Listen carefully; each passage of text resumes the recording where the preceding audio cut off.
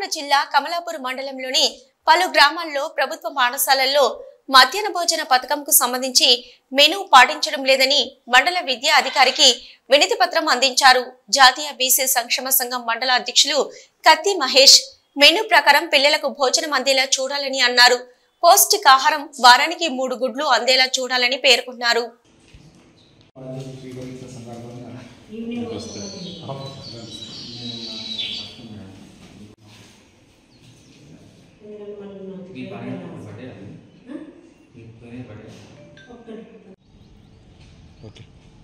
ఈరోజు ప్రభుత్వ పాఠశాలల్లో ఏదైతే కేంద్ర రాష్ట్ర ప్రభుత్వాలు మధ్యాహ్న భోజన పథకం అమలు చేస్తున్నాయో అది మెనూ ప్రకారంగా అమలు అవ్వాలని ప్రతి పాఠశాలలో మెనూ బోర్డులు మధ్యాహ్న భోజన అమలు కమిటీ బోర్డులు ఏర్పాటు చేసి ప్రాపర్గా మెనూ ప్రకారంగా ఏదైతే పౌష్టికాహారం వారానికి 3 గుడ్లు ఇవ్వాల్సి ఉందో ఆ ఎగ్స్ కూడా పూర్తి స్థాయిలో పెట్టి నాణ్యమైన విద్య భోజన సదుపాయం అందించాలని చెప్పేసి ఈరోజు ఎంఈఓ గారికి బీసీ సంక్షేమ సంఘం పక్షాన రిప్రజెంటేషన్ ఇవ్వడం జరిగింది.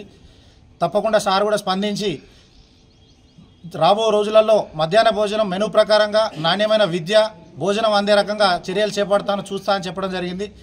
ధన్యవాదాలు.